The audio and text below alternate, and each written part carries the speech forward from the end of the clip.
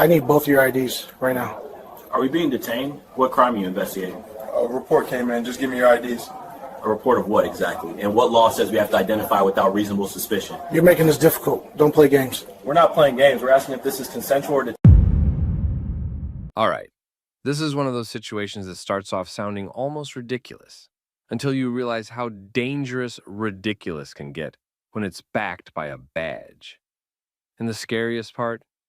If one tiny detail hadn't changed, it could have ended very differently. Officer Suarez stood over their table like the decision had already been made. He told the two black men he needed their IDs immediately because a waitress had reported they were planning a bank heist.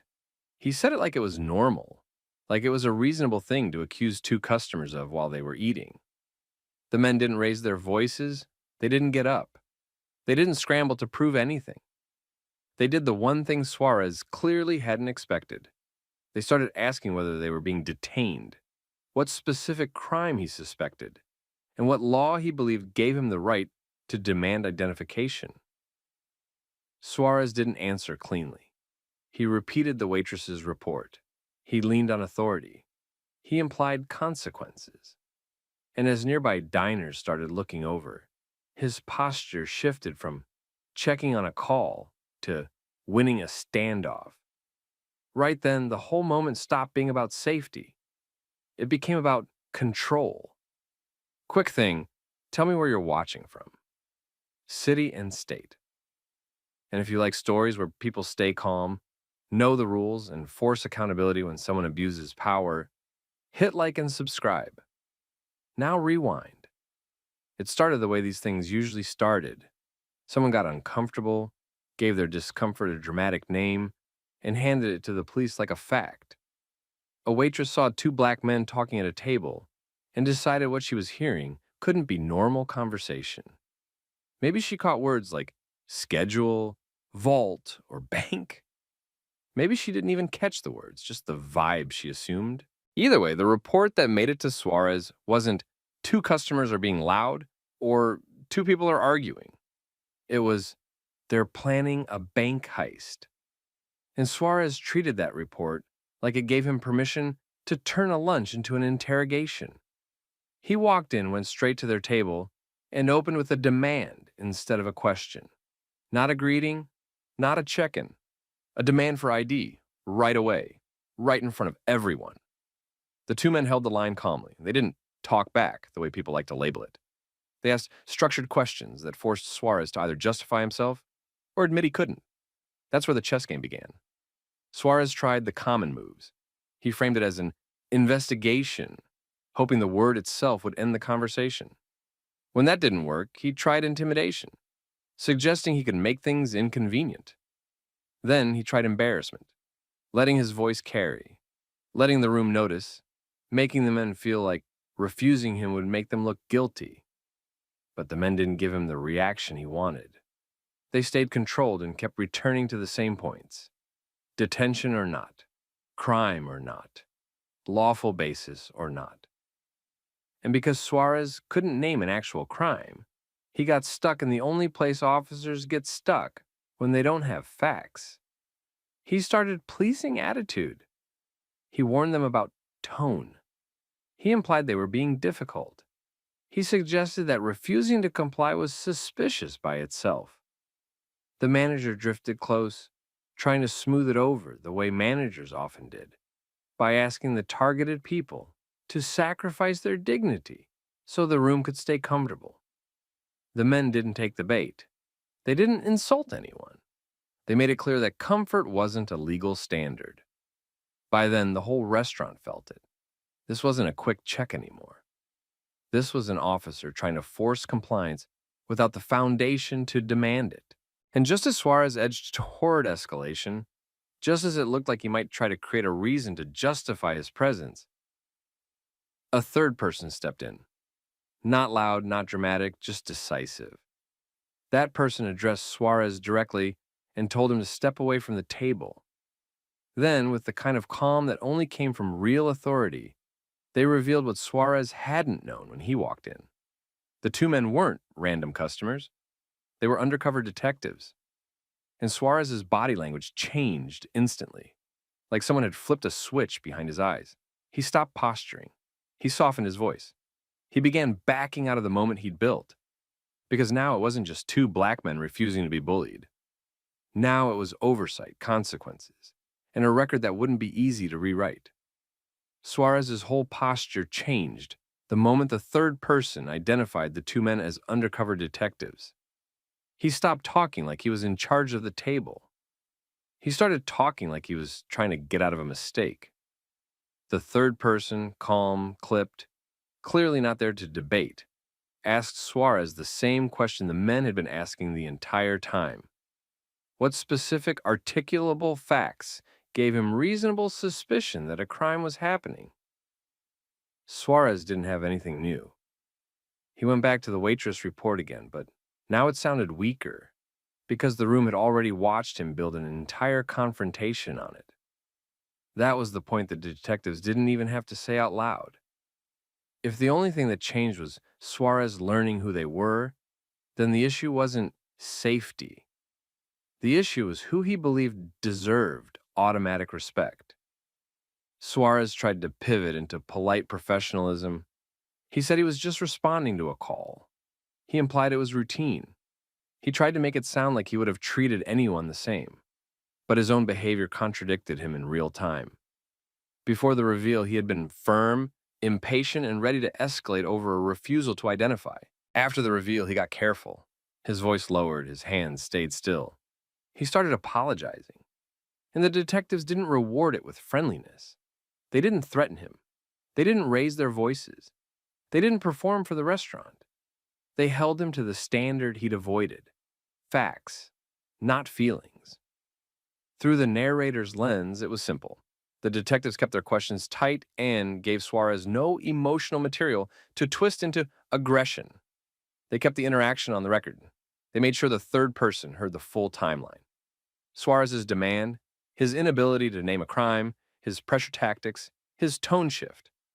That's also when the environment changed. You could feel diners recalibrating. The same people who were nervous a minute earlier now looked at Suarez differently. A couple of phones stayed up, not because the moment was dramatic, but because it was educational. This was what it looked like when authority got audited in public. Suarez's exit was quick. He backed away from the table, gave another short apology, and left the restaurant without IDs, without names, and without the compliance he'd tried to force. And because it ended quietly, some people would have wanted to call it no harm done. But the detectives didn't treat it like that. They treated it like evidence. Because they knew what almost happened. A patrol officer had walked up to two black men eating lunch, accused them of plotting a serious felony based on a vague report, demanded identification without clear lawful basis, and escalated the interaction when they asked basic questions. And the only reason it stopped cleanly was that the men at the table were law enforcement too. That part mattered more than the apology. After the restaurant, the accountability chain started the way it always started, when someone smart refused to let the moment disappear. First came documentation. The third person who stepped in made sure the incident was noted immediately, who responded, what the initial call claimed, what was observed on scene, and what Suarez could or couldn't articulate. Dispatch logs existed, that bank heist call existed. If there was body camera footage, it existed too. And it captured the shift: demand, pressure, vague justification, and then the sudden politeness when status was revealed. Then came the complaint. The detectives didn't file it because they felt insulted. They filed it because they understood what the same encounter would look like for two regular black men with no backup, no chain of command walking in, and no reason for Suarez to suddenly become careful. They framed it the way complaints that stick are framed. Not emotion first, but policy first. Consensual encounter versus detention, reasonable suspicion, demanding identification, threatening consequences for refusing an unlawful demand. And most importantly, how the officer's tone and behavior changed only after learning who the men were. That last piece was hard to explain away. because it raised the questions supervisors hate having to answer. If the officer was willing to push this far on the public, what did he do in private when no one recorded him? Once the complaint hit the system, Suarez couldn't outrun the paper trail. The supervisors didn't need a dramatic investigation to understand the core problem. The call itself was already thin, planning a bank heist with no concrete details. Then the footage and logs showed what happened next. Suarez walked in, skipped straight to demanding IDs, and couldn't clearly explain a lawful basis when the men asked if they were being detained. That sequence mattered because it turned the situation from checking on a suspicious person call into detaining people based on a feeling. And the department had to treat that seriously because this wasn't some hidden hallway moment. It happened in public, in a business with witnesses. In modern policing, public moments are never just public anymore. They're recorded, requested, reviewed, and compared. So the review centered on three things. 1. What dispatch actually received. They checked what the waitress said, how it was coded, and what details were included. A real heist report should have specific indicators, names, a weapon mention, maps, threats, casing behavior, anything. This call didn't. It was essentially a dramatic interpretation of two people talking. 2. What Suarez observed for himself. Supervisors looked for the part where Suarez could articulate, I observed X, which led me to suspect Y. That part was missing. He relied on the report and then tried to force compliance when questioned. 3. How he escalated and why he de-escalated. This was the uncomfortable part for Suarez, the contrast. Before he knew who they were, he pressed. After he knew, he softened. Even if he never said anything outright, the shift told its own story. The department's response was realistic and procedural, not cinematic. Suarez was pulled in, questioned, and required to write his version of events. Then he was confronted with the reality that vague suspicion doesn't justify detention and that refusing to provide ID isn't automatically a crime in most situations unless specific conditions apply. His consequences were the kind that actually happen: a formal reprimand, mandatory training, and a note that stayed in his file.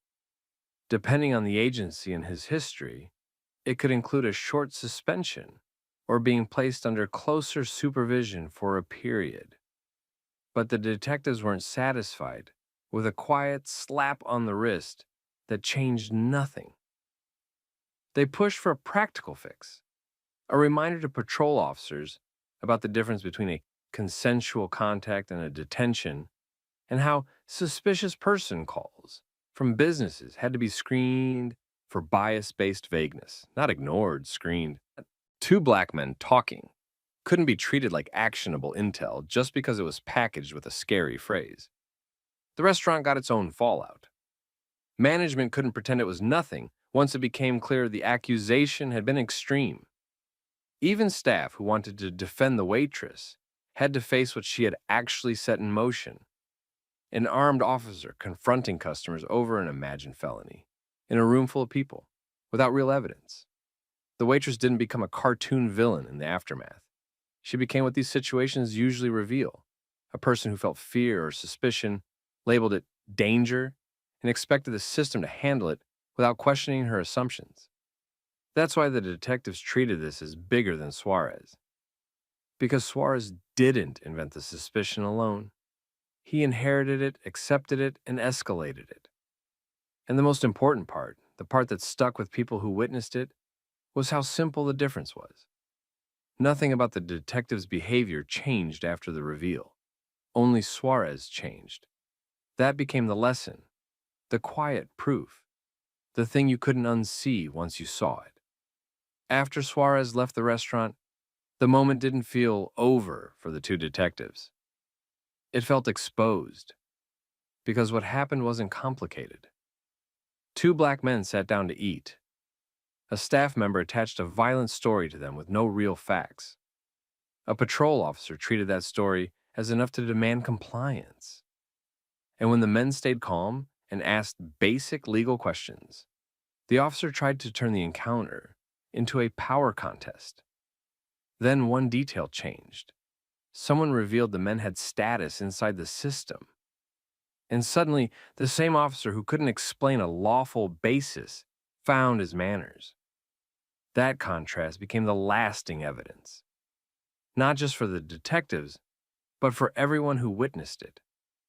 In the weeks that followed, the case didn't become a viral spectacle in this version of reality. It became something quieter, which is often how real change happens: paperwork, meetings, and uncomfortable conversations, where people have to stop hiding behind vague phrases. Suarez's supervisors reviewed the incident as a liability problem and a policy problem. They didn't have to guess what happened.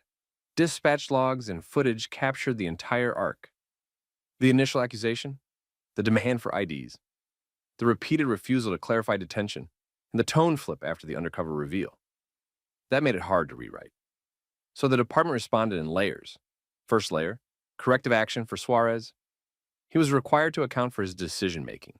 He was reminded formally that vague suspicion from a third party didn't automatically equal legal grounds to detain.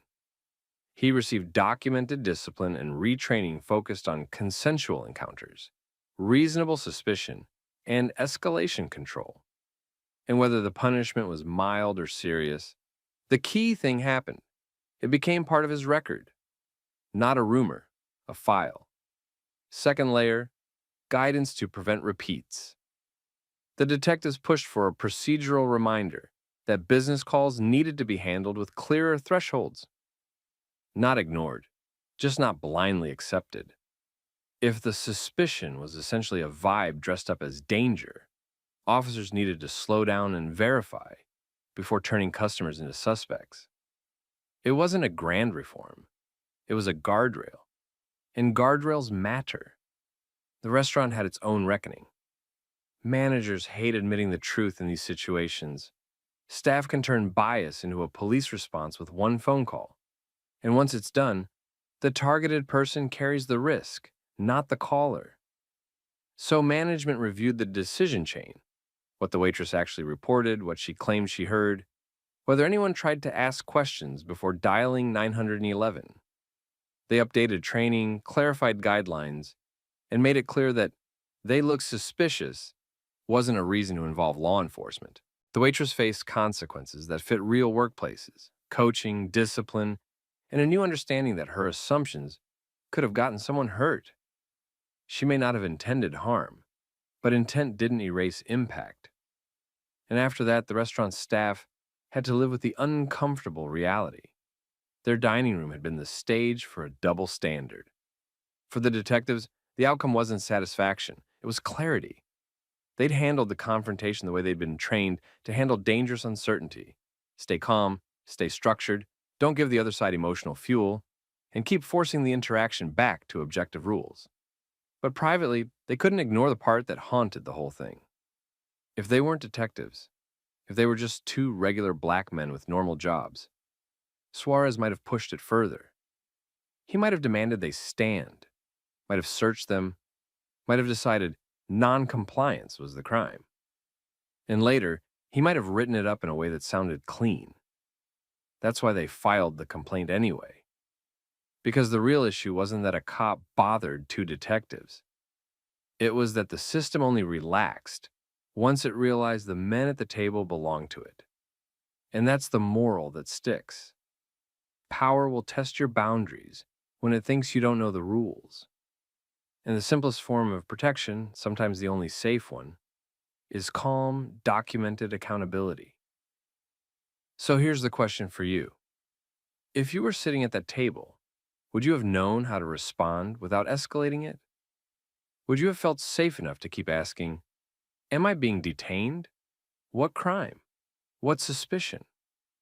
Drop your thoughts in the comments, and if you've ever had someone try to turn a feeling into authority over you, share your story too.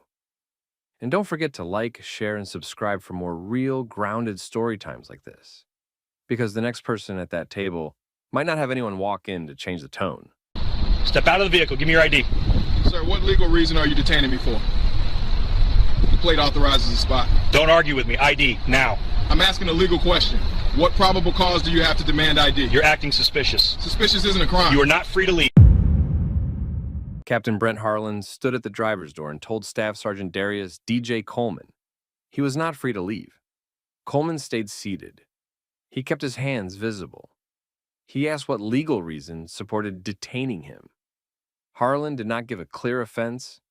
He treated Coleman's questions like the problem. Officer Lacey Torres noticed Coleman's phone and pointed out it was recording. Harlan immediately tried to control that.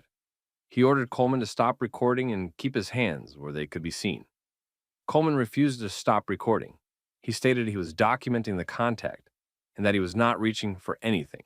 A bystander, Nina Patel, started recording from a few cars away. At that moment, this stopped being a parking question. It became a detention, captured from more than one angle. Quick pause. Comment where you're watching from. And if you think probable cause shouldn't be optional just because someone has rank, hit like and subscribe. This happened in Texas in a public parking lot near a government office and nearby businesses. Handicap spaces were close to the entrance. People were walking in and out, passing close enough to hear the tone shift. Coleman had parked in a handicap spot because walking long distances was difficult for him. He was in uniform. He was not hiding. He was not causing a scene. He was sitting in his vehicle before going inside. The entire context started because there was no placard hanging from the mirror, but the vehicle had disabled veteran plates. The plate already explained the authorization. That was the first important choice in this story. Verify first or confront first. Captain Harlan chose confrontation. He approached and focused on the missing placard.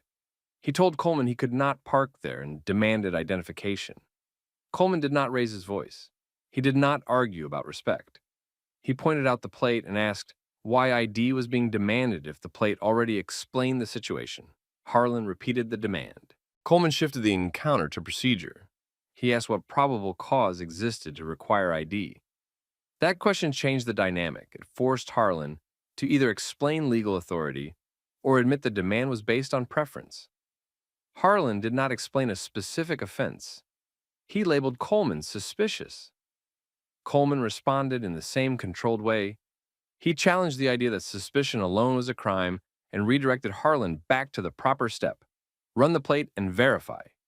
That was the second important choice. Solve the issue with verification or treat the refusal to hand over ID as defiance. Harlan treated it as defiance. He ordered Coleman to step away from the vehicle. Coleman did not move quickly. He asked if he was being detained. Harlan answered by restricting Coleman's freedom to leave. That was the turning point in the encounter. A routine parking check became a detention without a clearly stated legal basis. Coleman asked what he was being detained for. Harlan framed it as failure to comply. Coleman clarified the issue again.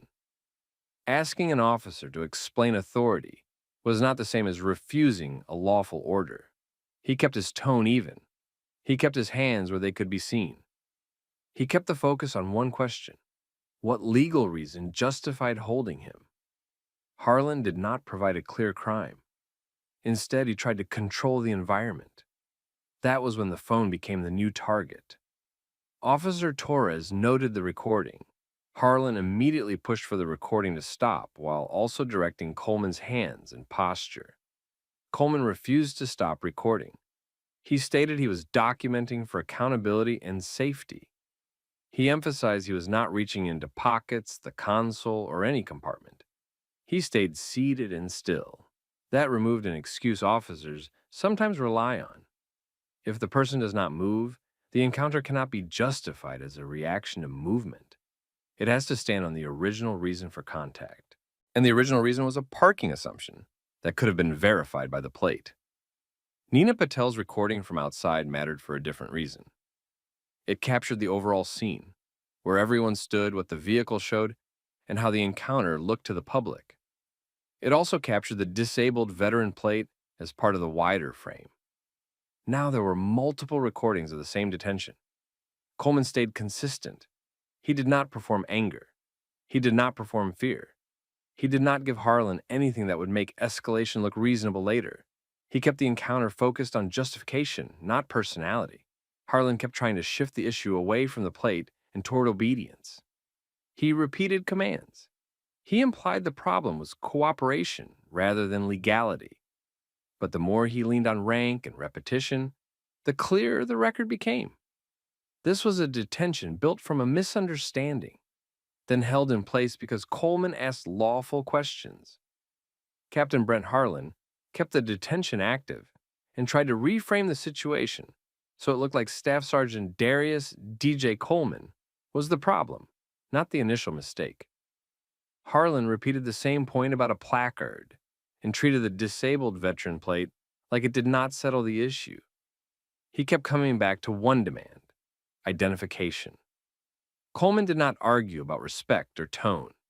He stayed seated, kept his hands visible, and repeated two questions in order: whether he was being detained and what specific legal reasons supported it. Harlan did not name a clear offense. He tried to build one. He shifted from parking to behavior. He implied that Coleman's refusal to provide ID was non-compliance. Then he implied the recording itself was escalating the contact. Officer Lacey Torres watched the way the detention was developing. She stayed near the captain but did not mirror his intensity. She was paying attention to what would matter later, what was said on camera, what the plate showed, and whether there was any lawful basis being stated. Harlan issued more directions. He tried to control Coleman's hands, posture, and phone at the same time. The commands were structured to create a simple story. The officer gave instructions the citizen refused, and that refusal justified escalation. Coleman refused to give him that story. He stated he was documenting. He stated he was not reaching for anything. He stated he was keeping his hands visible on purpose. He stayed still so there would be no excuse to claim sudden movement or a safety threat. That forced Harlan to rely on the original reason for the stop, and the original reason was a parking assumption that could be checked immediately. Nina Patel continued recording from outside. Her angle showed the broader scene, where the officer stood, where Coleman's hands were, and the vehicle's disabled veteran plate in the frame. At that point, Torres made a suggestion in a low voice: verify the plate through dispatch. It was the simplest off-ramp. It also limited damage. If the plate verified, the detention ended. If it didn't, enforcement became straightforward. Harlan resisted that off-ramp for a moment. His focus was not verification, it was control. He acted like Coleman's calm questions were defiance and acted like compliance was the goal. Coleman stayed consistent. He told Harlan to run the plate. He made it clear that if there was a real violation, verification would show it. Harlan finally did what he could have done at the start. He radioed dispatch and ran the plate. The response came back consistent with what the plate already indicated. The disabled veteran's status was legitimate. The vehicle was tied to Coleman. The parking authorization was not in question. At that moment, Harlan had a choice. He could end the detention cleanly and admit the contact was based on a misunderstanding. Or he could try to protect his ego by shifting the reason after the fact. He tried to shift it. He began talking about policy instead of law. He implied that even if the plate verified, Coleman still had to provide ID because he had been asked. He tried to make the central issue Coleman's cooperation, not the captain's decision to detain without a stated offense. Coleman did not debate in circles. He asked one follow-up that forced clarity. If the plate was verified and no crime existed, what legal basis remained to keep him detained? Harlan could not answer that without admitting the detention was being used to punish Coleman for asking questions. Torres stepped in again, more direct this time. She signaled that the parking concern was resolved and that continuing to hold Coleman would create a bigger problem than releasing him. Harlan's posture shifted. He backed out of the detention in a controlled way, trying to make it look like a normal conclusion rather than a retreat. He told Coleman he could go, but he tried to leave a warning behind. as if the lesson was cooperation rather than legality. Coleman did not accept that framing. He stated the key point without raising his voice. The plate had been the answer from the beginning, and this had escalated because verification was skipped. Before ending the contact, Coleman did what people did when they understood accountability. He asked for Harlan's name and badge information. He noted the time. He noted the location. He noted the presence of Officer Torres. He noted that Nina Patel had recorded from outside. He kept it factual. Then he ended the encounter with a short statement that set the boundary. Rights did not require permission, and lawful authority required justification. Harlan left without the outcome he wanted. Coleman stayed seated for a moment longer, still recording the final seconds. No emergency, no crime, no threat. Just a detention that ended only after the plate was finally verified. And Coleman did not treat it like a social media argument. He treated it like the start of a paper trail. After the encounter ended, Staff Sergeant Darius D.J. Coleman did not treat it like a debate. He treated it like documentation. He saved his recording. He contacted Nina Patel and secured her outside angle too. 2 videos meant the department could not later reduce the story to tone or misunderstanding. The angles showed the same core facts. The plate was visible, the detention was stated, and the justification was never clearly named. Within days, Coleman filed a formal complaint with the department's Internal Affairs Professional Standards Unit. He kept it structured. He listed the time, location, and identities he had. He identified the exact moment the contact shifted into detention, when Captain Brent Harlan told him he was not free to leave. Coleman requested specific records: body camera footage from Captain Harlan and Officer Lacey Torres, any additional body cam footage from nearby units who arrived or monitored, any dash camera footage if a patrol unit was positioned in the lot. When Internal Affairs contacted Coleman for intake, they asked what outcome he wanted. Coleman answered in general terms: accountability, training, and the truth on record. That answer mattered because it forced the complaint into a category departments could not dismiss easily. He was not asking them to be nicer. He was pointing to procedure and authority. While the complaint was in process, the video began circulating. Veteran groups shared it. Community pages reposted it. People focused on the same sequence. The plate existed, verification was delayed, and detention was declared anyway. The department responded publicly with controlled language. They acknowledged the video and said the incident was under review. Behind the scenes, the complaint triggered a routine the public rarely saw. Internal Affairs had to pull footage. They had to review the dispatch and CAD logs. They had to compare what officers said on video to what was documented afterward. They had to determine whether the contact matched policy. Coleman stayed consistent during that period. He did not trade insults with strangers online. He did not add new claims. He kept pushing for records and policy language. Then he made the next move that usually changed how a department handled a file. He contacted a civil rights attorney. The attorney did not ask about disrespect. The attorney asked about lawful basis and sequence. They asked how long Coleman was held after the plate was verified. They asked whether the vehicle was blocked in. They asked whether Coleman's ID was demanded again, taken, or run. They asked whether anyone threatened arrest or punishment related to recording. They asked whether the stated reason for detention shifted over time. The attorney told Coleman they were not litigating attitude. They were litigating justification. Coleman's response was simple. That was the same question he asked in the lot, and Captain Harlan never answered it. At that point, the pressure stopped being public attention and became formal risk. Because once attorneys requested records and Internal Affairs had footage and logs in hand, the department had to decide what they could defend on paper and on camera. And if the camera showed a detention without a clear legal reason, the department's problem was no longer the video. It was the record. Once Staff Sergeant Darius D.J. Coleman filed the complaint, and his attorney began requesting records, the department had to treat the incident like a case file, not a comment thread. Internal affairs pulled what mattered first: body camera footage, KAD dispatch logs, and any written documentation created by Captain Brent Harlan or Officer Lacey Torres. The review focused on sequence. It was not about whether Coleman sounded upset. It was about whether a lawful reason existed to demand ID and then announce detention.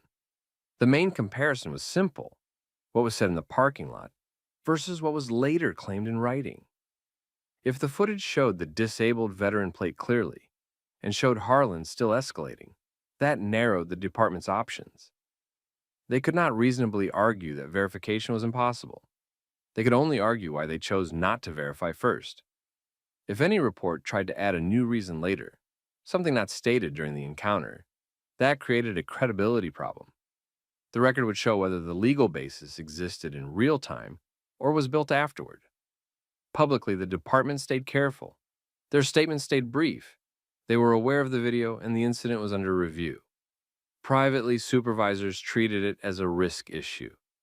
A captain's decisions carried more weight because captains trained and modeled conduct. If Harlan escalated without clear cause, it raised a bigger question than one bad interaction. It raised whether leadership was using detention as a control tool. During the review, the department moved in two directions at once. First, they tried to contain the narrative. They framed it as a routine contact that became tense, instead of acknowledging that the detention began from a parking assumption that could have been verified immediately. Second, they looked for a resolution that reduced liability. That usually meant corrective action and policy clarification without a public admission. Coleman kept his approach consistent. He did not argue online. He did not threaten people. He kept everything pointed at process: what the policy allowed, what the law required, and what the footage showed. His attorney pressed for the full set of materials: all body cam, all logs, all reports, and the relevant policies and training documents. The request itself changed the department's posture because records were now being prepared with the assumption that others might review them. As the review progressed, the department typically reached a decision point. If the footage clearly contradicted Harlan's justification, they leaned toward corrective action and internal training updates.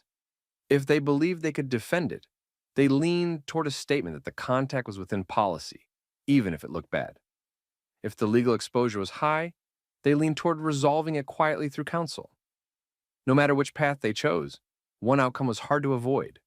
The department had to clarify how officers were expected to handle disabled veteran plates and handicap parking.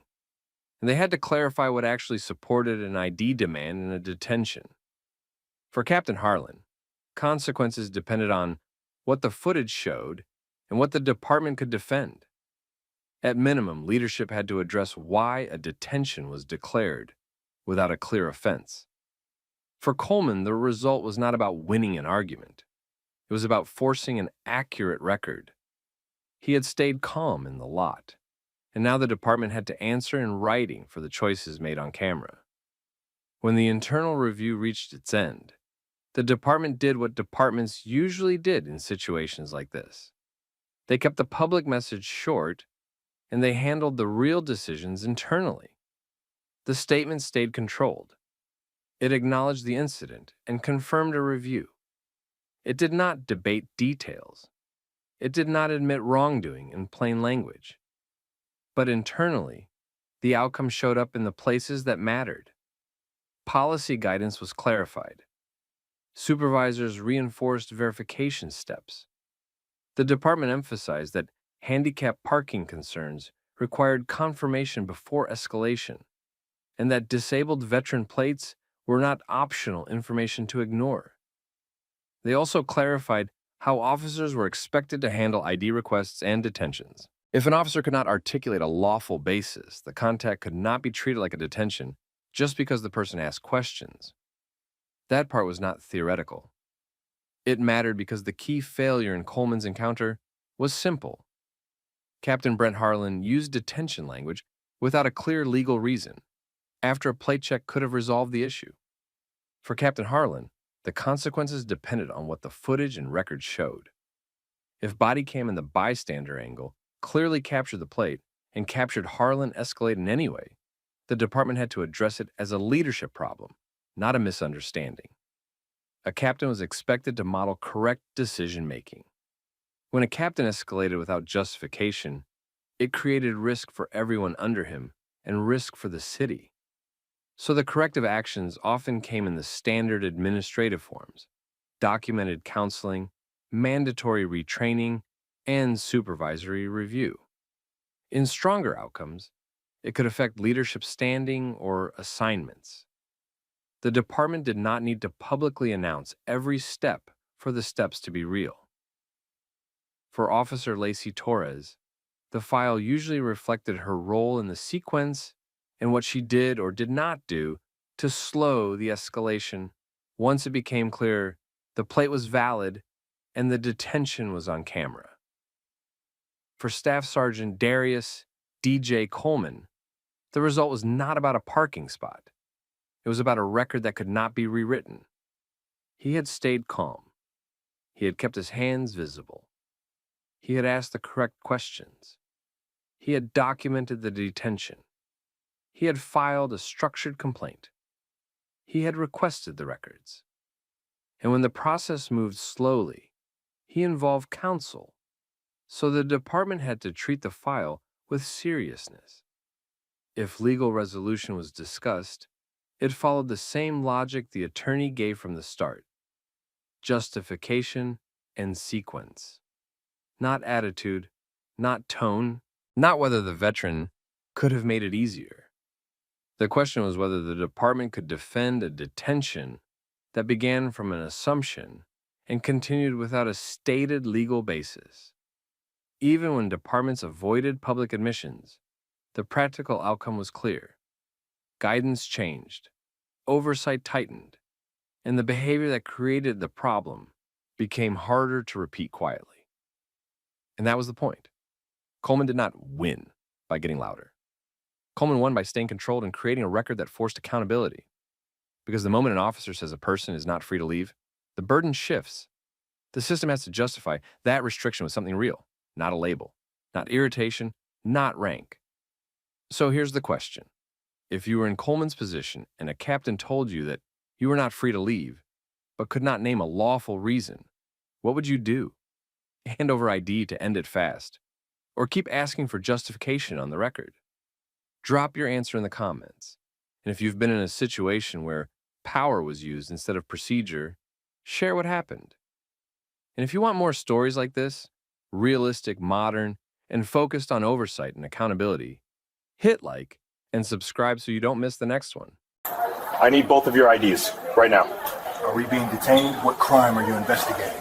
A report came in. Just give me your IDs. A report of what exactly? And what law says we have to identify without You're reasonable making this suspicion? difficult. Don't play games. We're not playing games. We're asking if this is This is one of those situations that starts off sounding almost ridiculous until you realize how dangerous ridiculous can get when it's backed by a badge. And the scariest part? If one tiny detail hadn't changed, it could have ended very differently. A patrol officer named Suarez stood at the edge of a breakfast booth, shoulders squared like he'd already decided what kind of day this was going to be. Two men sat with plates half finished, napkins pushed aside, and a small spread of papers and markers between them. The men stayed seated, calm, still eating, still refusing to give up control of the moment. Suarez kept pressing for identification. He framed it like a simple request, but he repeated it like a command. The men didn't match his energy, they didn't raise their voices, they didn't reach for pockets, they didn't scramble to prove innocence. They did the opposite. They asked again and again what crime they were suspected of and whether they were being detained. Suarez didn't answer those questions in a way that cleared anything up. He kept circling back to the same idea. If nothing was wrong, showing ID would make it easy. The men didn't take the bait.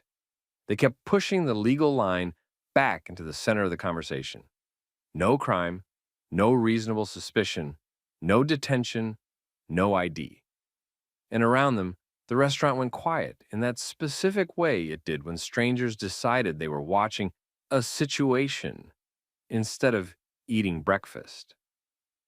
Now, before this goes any further, tell everyone where you're watching from: country, state, city, anything. And if you watch stories about power getting checked by facts, boundaries, and accountability, hit like and subscribe so you don't miss the next one. Because what happened next wasn't luck. It was the kind of thing that only happens when someone stays calm, stays precise, and the right eyes show up at the right time. The two men at the booth were Malik Grant and Evan Cole. On the surface, they looked like two guys doing paperwork over breakfast. Hoodies, casual jackets, nothing flashy, no cop look, no visible gear. But they weren't civilians. They were undercover detectives running an operation, and the papers and markers weren't random. They were planning, tracking, timing. The kind of work that lived on notes, maps, schedules, and quick corrections written in bold colors, so nothing got missed. It was mid-morning at a family restaurant that catered to regulars. The atmosphere was predictable: coffee refills, local gossip, plates sliding across counters, people who felt like they owned the space because they'd been there 100 times. Malik and Evan didn't fit in the way some people measured belonging. They weren't loud, they weren't causing a scene, but they were focused, working, and talking about banks in a way that wasn't casual. That was all it took.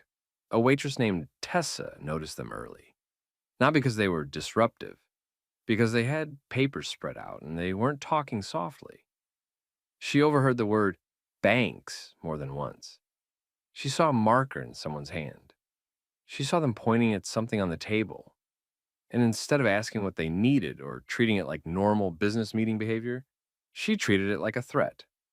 She didn't frame it as two customers doing paperwork. She framed it as fear. She reported that other customers were worried, that the men seemed like they were planning something. She used the words that would make someone respond fast. When the call reached patrol, it didn't come in as, "They're loud." It came in as suspicious talk about banks. It came in as the kind of vague warning that carried a lot of implication, but almost no facts. Suarez arrived ready to be the guy who stopped something before it happened. The problem was, he didn't walk in ready to observe. He walked in ready to confirm. He scanned the room and locked onto the booth. He didn't start by asking staff what they actually saw. He didn't separate rumor from detail. He went straight to Malik and Evan like they were already halfway guilty, and he just needed the paperwork to complete the story. He approached with the posture of authority that wasn't technically a detention yet, but was designed to feel like one. He positioned himself so leaving would mean brushing past him. He stood close enough that the booth didn't feel private anymore. Malik looked up first, and he didn't move fast. He didn't act surprised. He acted like a man who'd spent years handling unpredictable moments without giving them extra oxygen. Evan stayed quiet at first, eyes on Suarez, reading him. Not emotional, not aggressive, just assessing. Suarez started with questions that sounded casual on paper. What were they working on? Why so many papers? What did they mean by banks? Who were they? Then the questions narrowed toward identity. Suarez asked for IDs. Malik didn't comply. He didn't refuse in a dramatic way. He refused in a controlled way. He asked what crime was being investigated. He asked what reasonable suspicions Suarez had. He asked whether they were being detained or free to go. That's where the power game started to show. Suarez didn't give a clear detention. He also didn't let it be a normal conversation. He tried to hold them in place without saying the words that would trigger legal standards. He tried to get what he wanted: names, information, control, without committing to an actual basis. Evan stepped in then, still calm, still seated, but more direct. He repeated the same questions Malik asked. What crime? What specific suspicious behavior? Were they detained? Suarez didn't answer cleanly. Instead, he pushed the familiar pressure line. If they weren't doing anything wrong, showing ID would be quick and easy. He treated their refusal like a sign of guilt. He treated compliance like the price of peace. Malik and Evan didn't argue feelings. They argued process. They pointed out that a waitress's vague fear wasn't a crime. They pointed out that talking about banks wasn't illegal. They pointed out that having papers and markers at a breakfast table didn't create reasonable suspicion. And then they did something that made Suarez visibly more irritated. They suggested he go talk to the waitress and get actual facts instead of fishing for IDs from two people who were just sitting there. That suggestion hit Suarez's ego because it exposed what he was doing. It wasn't investigation. It was leverage. The room had shifted by then. A couple people at nearby tables were watching too hard. Someone near the counter had their phone angled in a way that didn't look like texting. The restaurant's ceiling cameras were pointed down across the booths, silent and unblinking. Suarez kept standing there, and the longer he stayed, the more it looked like what it was. One officer trying to turn discomfort into authority. Malik and Evan held the line. No escalation. No sudden moves. No yelling. Just consistent questions and consistent refusal. And that's the part most people don't understand until they see it. Staying calm doesn't end pressure. Sometimes it increases it because it removes the excuse to call you the problem. Suarez tried a new angle. He leaned into the social script, the one that's worked for him before. The script where the officer plays reasonable and the citizen plays difficult. The script where the crowd assumes the officer must have a reason. But Malik and Evan didn't give him the performance. They kept it clinical. They kept it simple. They kept it on the record. And then, right when Suarez seemed ready to either double down or manufacture something more, the front door opened and a new person walked in. This person didn't scan the room like a customer looking for a seat. He looked like someone who noticed everything. Someone who belonged in the building in a way Suarez hadn't considered. He took 2 steps in and looked towards the booth and recognized Malik and Evan instantly. That recognition was the tiny detail that changed everything. The man who walked in was Mason Hale. Plain clothes, no uniform, but he carried himself like someone who'd worn one for a long time. He paused just long enough to take in the posture at the booth. Suarez standing over 2 seated men, the table covered in notes, the whole room watching. Hale didn't ask the hostess for a table. He didn't pretend this was none of his business. He walked straight toward them. Suarez noticed him late because Suarez was still locked into his own pressure routine.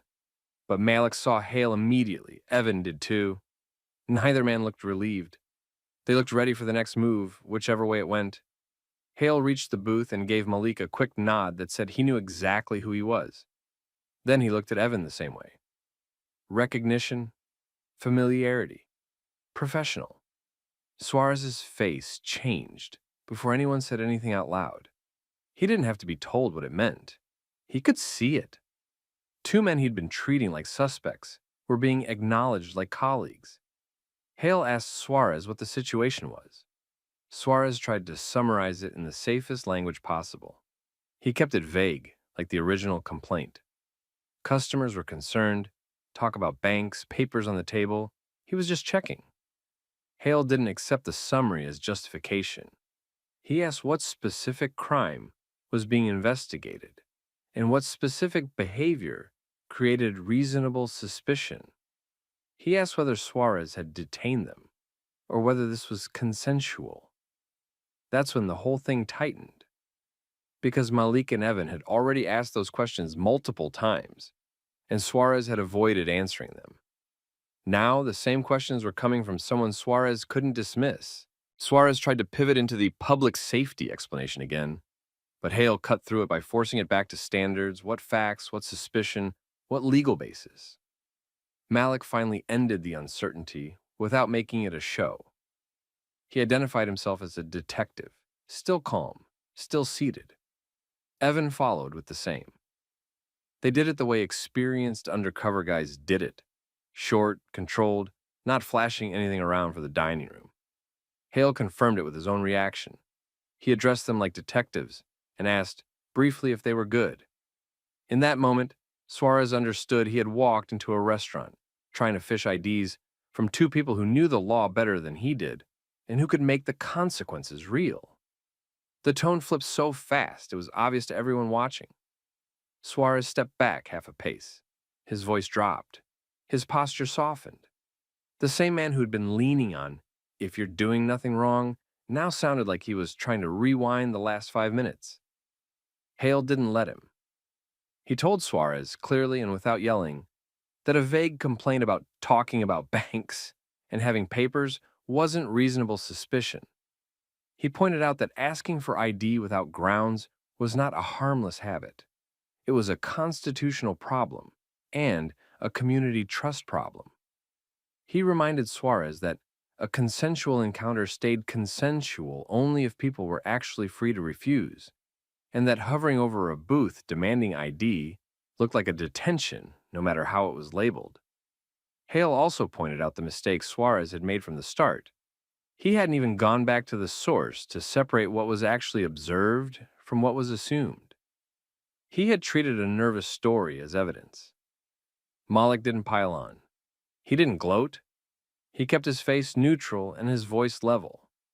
He told Suarez the same thing he'd been saying all along. If there was no crime and no suspicion, there was no reason to demand identification. He kept it simple. He made it about the rule, not about Suarez as a person. Evan added one more point, still measured. Suarez's favorite line, "If you're doing nothing wrong," wasn't a legal standard. It was a pressure tactic. And it didn't become valid just because a badge said it. Suarez tried to recover by saying he was just following up because people were worried. Hale didn't argue that people could feel worried. He argued what police could do with worry. He drew the line between feelings and facts. And then Hale made it practical.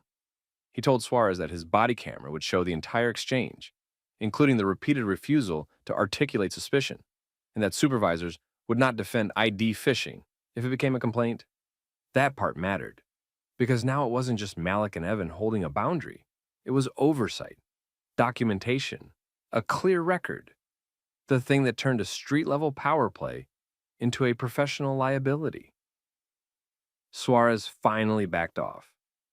He told Malik and Evan he hadn't known who they were. He apologized, but it wasn't the kind of apology that fixes what just happened. It was the kind of apology people give when they realize they pushed the wrong target. Hale didn't let Suarez leave without one final correction. He told him, quietly but firm, that the job wasn't to turn stereotypes into stops. The job was to observe, verify, and only escalate when facts supported it. Suarez nodded like he understood. Then he turned away from the booth and walked out. The restaurant noise came back in small pieces.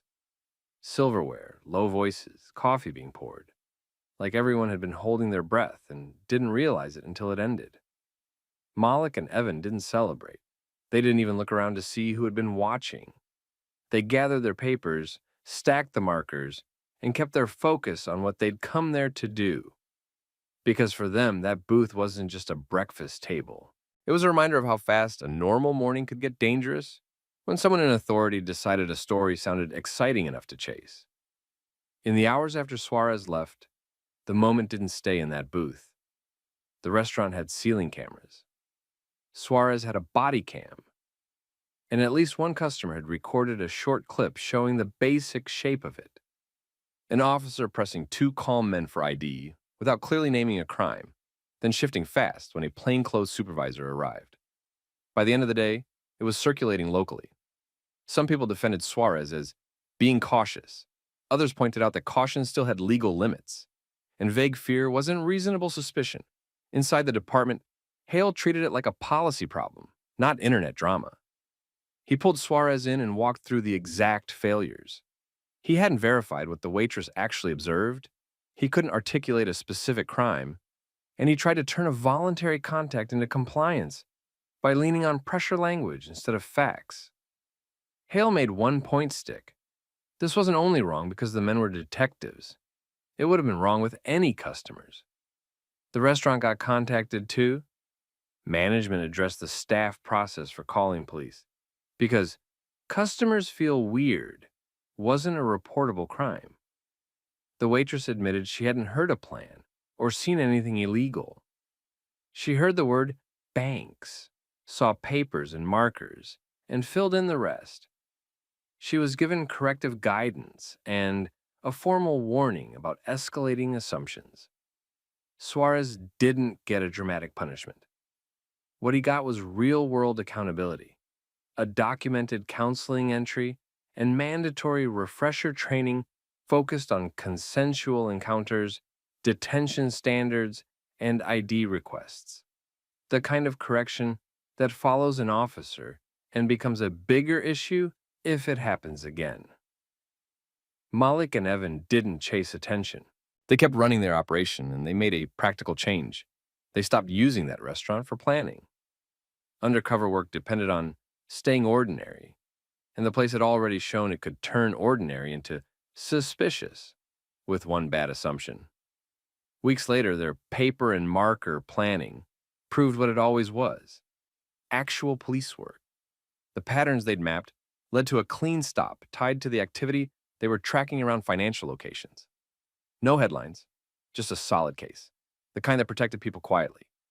And that's where the full lesson landed. The most important thing wasn't that Suarez accidentally pressured undercover detectives.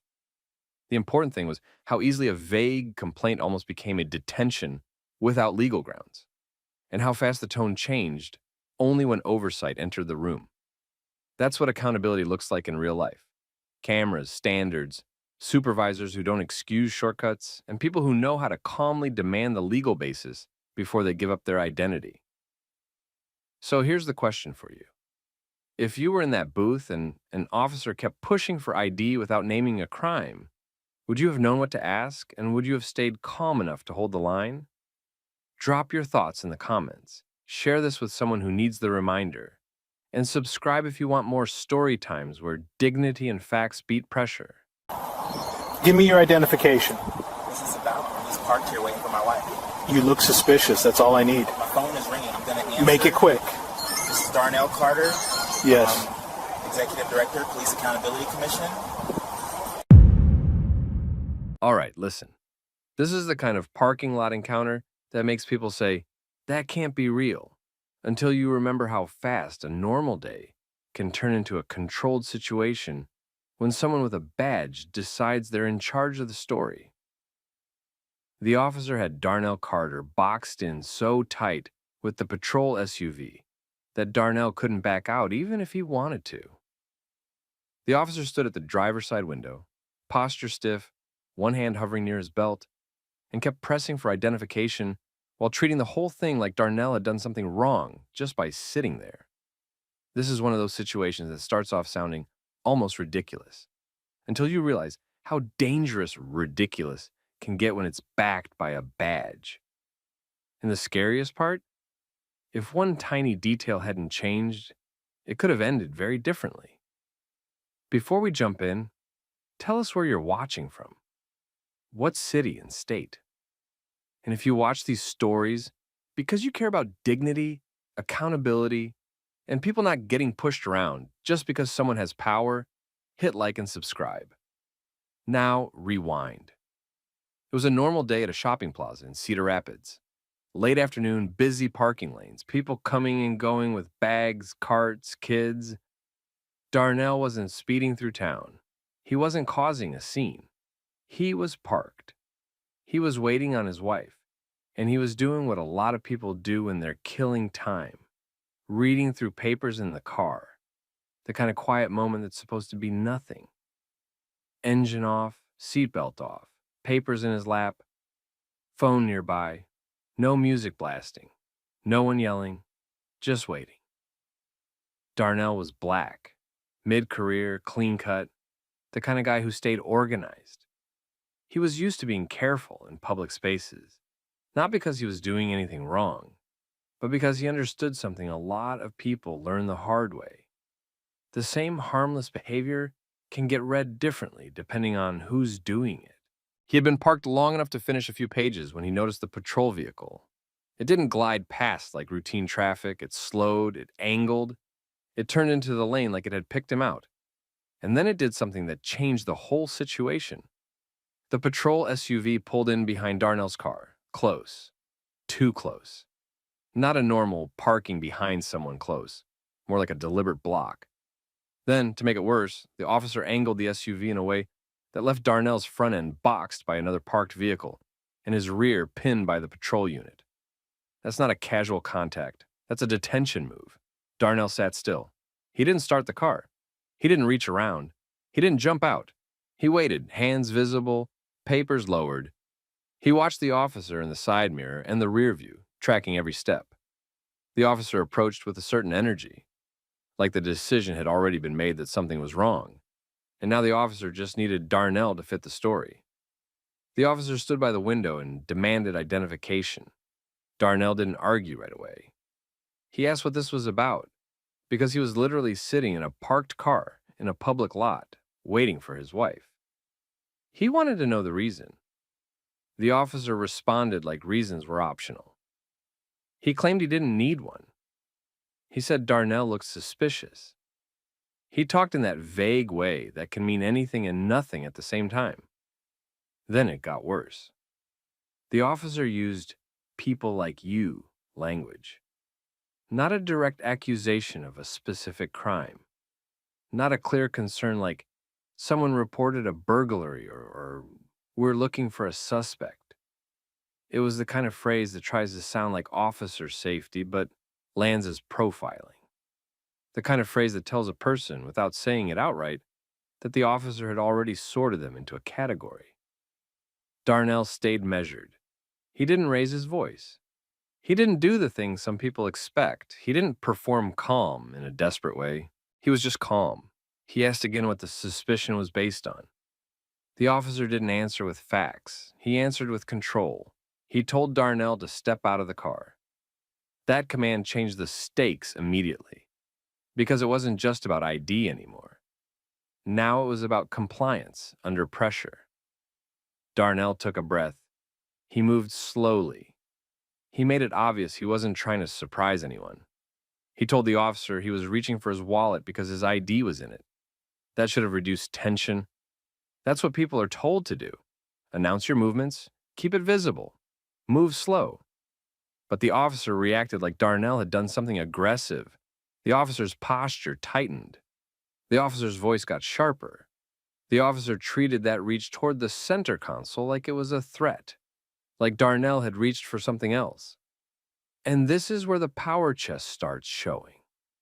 Because once an officer frames a normal movement as suspicious, the person on the other side is suddenly defending against an accusation that isn't based on anything real.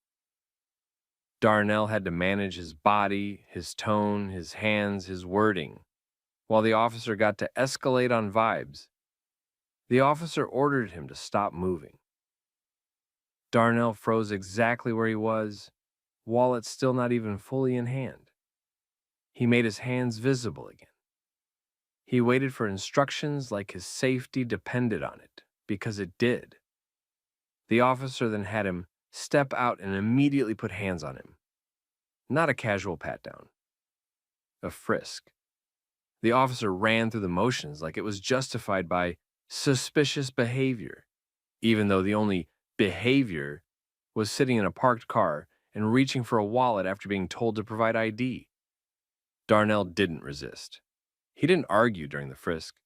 He let it happen, because he knew how quickly a minor disagreement turns into a bigger story when the person with the badge decides it will. After the frisk, the officer took the ID and ran Darnell's information. And that's where this should have ended, because it came back clean. No warrants, no criminal history, nothing that matched the officer's implied narrative. In a normal world, the officer would hand the ID back, maybe give a short explanation and leave. But the officer didn't leave. Instead, the officer stayed right there, keeping Darnell standing outside his own car, continuing to question him like he was still trying to catch him in something. The questions weren't about a specific crime. They were fishing questions, the kind that keep a person trapped in a conversation where every answer can be twisted. Darnell answered without giving extra. He kept it short and clear. He was waiting for his wife, he was reading papers, and he wasn't doing anything illegal. The officer responded with dismissive comments, not overt slurs, not something that would be easy to summarize as one bad phrase, more like a constant drip of disrespect, tone, sarcasm, and the implication that Darnell's explanation wasn't good enough, even though it was completely normal. The detention stretched. People walked past. Some glanced. Some looked away fast. That's how these things often happen. Public enough for witnesses, but private enough that everyone feels like it's not their business. But at least one person noticed the pattern. A man being kept outside his vehicle, searched, cleared, and still treated like a problem. Darnell noticed that too. He saw the passersby. He saw the momentary eye contact. He didn't try to recruit help. He didn't wave anyone over. He stayed focused on one goal: getting out of this without giving the officer an excuse to escalate. Then his phone rang. And it wasn't just a random call. It was the kind of call that mattered enough that ignoring it felt risky. But answering it under this kind of scrutiny also carried risk, because now the officer could use it as another excuse to control the situation. Darnell looked at the officer, signaled what was happening, and made it clear he was about to answer. The officer hesitated, like he wanted to say no. And right there, right before Darnell hit accept, was the moment the entire stop balanced on a thin line. Because the next thing Darnell revealed would change the officer's tone so fast, it would feel like someone flipped a switch. Darnell's phone rang while he was still standing outside his car, still technically detained, still being treated like he owed the officer an explanation for existing in a parking lot. He didn't snap for his phone. He didn't rush. He kept his hands where the officer could see them and made a small, controlled motion to indicate what was happening. He made it clear he was about to answer a call. The officer didn't like it. His body language shifted like he was deciding whether to block it. He couldn't quite justify it out loud, though, because the situation was already thin. No crime, no warrants, no reason that held up. Darnell answered anyway, and he kept it brief. He identified himself the way people do when the call matters and time matters. Then he said the title that changed the temperature in the air. He explained he was the executive director of the city's Police Accountability Commission. The change in the officer was immediate. A second earlier, the officer had been dismissive, controlling, casual about authority. Now he became careful. His posture loosened just enough to signal he was backtracking without saying it. His voice dropped into a more professional register. He stopped using vague, suspicious framing and shifted toward procedural language. Darnell ended the call and looked at the officer again. He didn't gloat. He didn't threaten. He didn't do the "do you know who I am" routine. He did something more effective. He went quiet and let the contrast speak for itself. Because the contrast was the proof. The officer had been comfortable treating him like a problem until it became clear Darnell had a role connected to oversight. Now the officer wanted to control the damage. The officer returned Darnell's ID. The officer started moving toward a soft exit, the kind officers use when they want an encounter to disappear. He acted like it had been a routine check. He acted like the delay had been normal. He tried to wrap it up as if the earlier language in the frisk and the fishing questions hadn't happened. But Darnell didn't let the officer rewrite what had just occurred. He stayed calm and precise. He asked again what the actual reason was for the stop and the frisk. He asked why he'd been boxed in. He asked why he'd been kept there after his record came back clean. The officer didn't give a real answer. He tried to keep it vague. He tried to suggest it was about suspicious behavior without naming any behavior that would hold up. Darnell kept his tone steady and didn't escalate. He just made it clear he was tracking every step. And while this exchange was happening, someone nearby was tracking it too. A witness, someone who had been walking toward the storefronts, had slowed down earlier when they saw the patrol SUV blocking the car. They noticed Darnell wasn't yelling. They noticed he wasn't acting reckless. They noticed he was being treated like a suspect anyway. The witness didn't intervene directly. They didn't try to argue with the officer. They did what people have learned to do in situations like this. They observed, they remembered details, and they prepared to report it.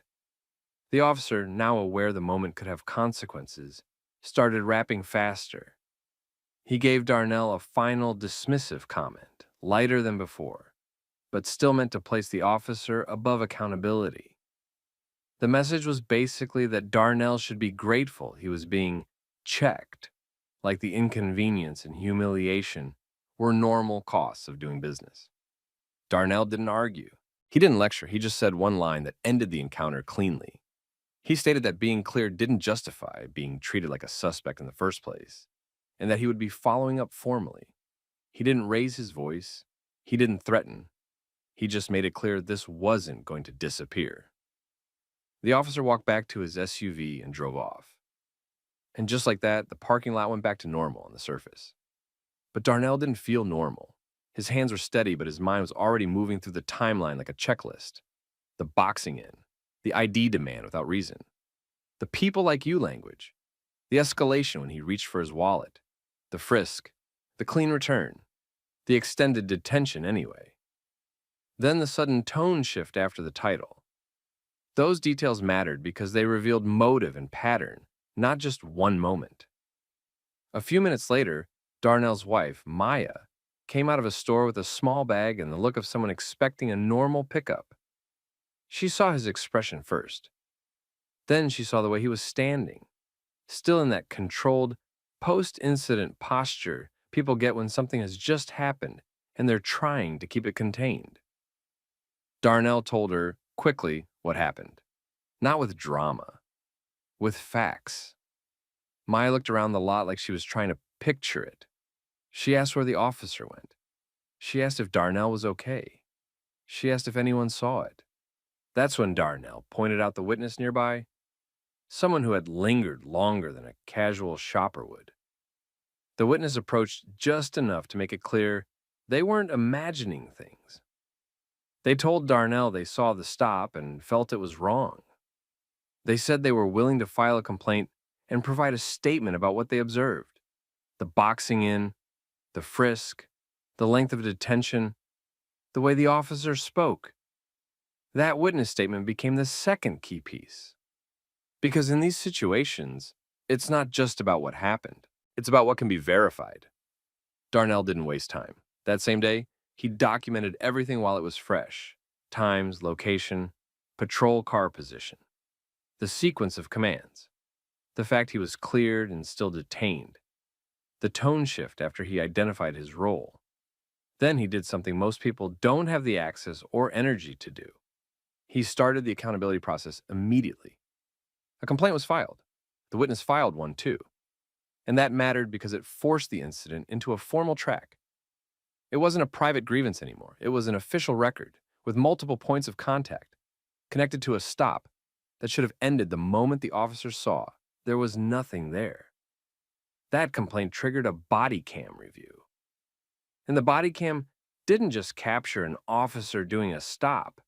It captured the pattern, vague suspicion, aggressive control, and the way the officer treated Darnell before and after learning who he was. Once the review started, the city couldn't pretend it was nothing. Darnell didn't posture publicly. He didn't run to social media first. He followed the system the way it was supposed to work. Because if the system was legitimate, it should hold even when the person complaining was just a regular resident. But this time, the person complaining wasn't just a resident. He was also someone whose job existed, because the city claimed it believed in accountability. And that made the next phase unavoidable. Within days, conversations started happening behind closed doors.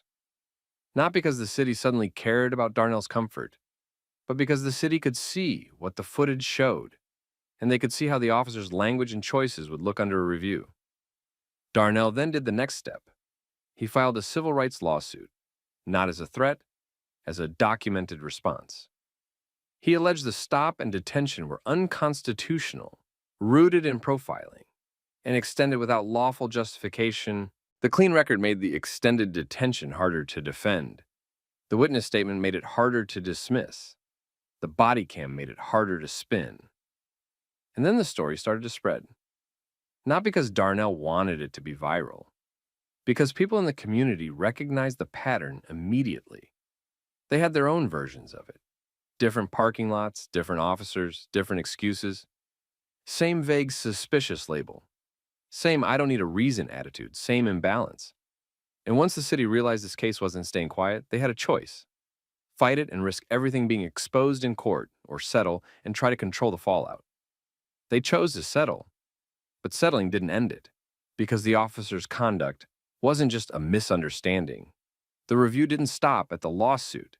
It moved into employment decisions, policy questions, and oversight demands. And that's where the biggest shift happened. Because once the footage became public, the officer's behavior wasn't judged by internal culture anymore. It was judged by everyone. Once the complaint and the witness statement hit the system, the tone around the incident changed fast, because it was no longer just one person's word against an officer's. There was a time-stamped complaint. There was an independent witness, and there was Bodycam. The city initiated a formal review, and internally, that meant 2 tracks running at the same time, a legal track and a discipline track. On the legal side, the city's attorneys wanted to know one thing. Could they defend the officer's reason for boxing Darnell in and detaining him after the record check came back clean? On the discipline side, supervisors had to answer another question. Did the officer violate policy through the way he initiated the contact, escalated it, and prolonged it? Because from the outside, it looked simple. A man was parked, waiting for his wife, reading papers. The officer turned that into a stop without a clear reason, then kept it going even when there was nothing to support it. And that's the part people miss. The harm isn't only the frisk. It's the message that the person can be treated like a suspect without cause, and then held there until the officer decides to stop. The body cam footage became the center of everything. It showed the officer's initial approach and the setup. The patrol SUV placed behind Darnell's car in a way that trapped him. It showed the officer's repeated insistence on ID without explaining a specific complaint or alleged crime. It captured the suspicious framing without facts. And it captured the people like you phrasing that had no place in a professional stop. Most importantly, it captured the sequence that made it indefensible. Darnell did what the public is told to do. He moved slowly, announced he was reaching for his wallet, and kept his hands visible. The officer treated that as an escalation anyway. Then came the frisk. Then came the records check. Then came the clean return. And then, still no release. Instead of ending the encounter, the officer kept fishing. He kept Darnell outside the car, still under control, still being questioned, still being treated like an explanation wasn't enough. Then the call happened, and the footage caught the pivot. The moment Darnell identified his role as executive director of the Police Accountability Commission, the officer's demeanor changed. The officer didn't suddenly discover a new legal standard. He didn't suddenly remember policy. He just adjusted because the risk changed. That contrast wasn't subtle on video. And supervisors knew it. Attorneys knew it. Anyone who watched knew it. Darnell's lawsuit moved quickly because it was built on clear elements. The stop lacked a solid, articulable reason. The detention was prolonged after exculpatory information came back, and the officer's language suggested bias. The city tried the usual early moves, minimize, delay, and reframe it as routine. But there was a problem. Routine doesn't mean lawful. Routine doesn't mean acceptable. And routine definitely doesn't look like boxing a car in, frisking a compliant person, then dragging out questioning after a clean check. Behind the scenes, settlement discussions started earlier than most people would expect. Not because the city wanted to admit fault, because the city could see what discovery would do. Discovery would pull training records, prior complaints, internal messages, stop data and patterns. And once that door opens, it rarely stays contained to a single incident. So the city negotiated. The settlement wasn't framed as an apology on paper. Cities rarely do that. It was framed as resolution, risk management, closing the file. But there was still the employment decision. That part took longer because police discipline often moves slower and has more built-in resistance. Union processes, internal panels, appeals, and benefit of the doubt culture. Still, this case wasn't easy to protect. The footage wasn't a gray area. It showed the initial power move, the lack of clear justification, the escalation over a wallet reach, and the prolonged detention despite a clean check. It showed a tone shift linked to status, not safety. The department terminated the officer. The city didn't do it loudly at first. They did it through process. Termination notice, separation paperwork, a statement that stayed vague in public. But the story didn't stay quiet because the footage didn't stay private. Once public records requests and legal timelines moved forward, the video became accessible. And once it hit the internet, the public didn't watch it like an internal review board. They watched it like people who've seen this pattern before. The clip started spreading because it had the exact ingredients that make people stop scrolling. A calm black man in a parked car, an officer using authority without explanation, a stop that kept going for no reason, and then the immediate tone flip when the officer realized who he was dealing with. The virality wasn't about celebrity. It was about recognition. People shared it with captions that all sounded like the same point. This is what happens when the person doesn't have a title to protect them. Local reporters picked it up. Community meetings referenced it. People started calling in with similar stories. Some were recent, some were years old. But the pattern was consistent enough that it created pressure beyond Darnell's personal case. And pressure creates action, especially when it's tied to documentation. The policy conversation shifted from, "This was a misunderstanding," to "What safeguards failed here?" That's when the city was pushed into changes it had been slow walking for a long time. Mandatory body cams became less of a best practice and more of a hard requirement with enforcement. Not just wear it, but turn it on, with consequences for not recording. And the Police Accountability Commission's access changed too. Because the core issue wasn't just having footage. It was who could see it, how fast, and whether it could be delayed until public attention died down. The city revised oversight access rules, so independent review couldn't be stalled behind internal gatekeeping. And none of that happened because the city woke up with new morals. It happened because one stop was documented clearly enough that it couldn't be explained away. In the middle of all that, Darnell stayed consistent. He didn't become a loud public figure. He didn't treat the settlement like a victory lap. He treated it like proof. The city resolved the case because they knew what the video showed. And in private, when the noise died down, there was still the personal aftermath. Because being right doesn't erase what it feels like to be treated like a threat in a parking lot, while people walk past pretending they don't see it. Darnell went back to his work with the commission knowing something he already suspected, but now he had the clearest example possible. The difference between how you're treated and how you're supposed to be treated can come down to one thing: whether the system thinks you can fight back. And that's exactly why the ending mattered. Because this didn't just end with a settlement and a termination, it ended with a policy shift that made it harder for the next ridiculous stop to stay invisible.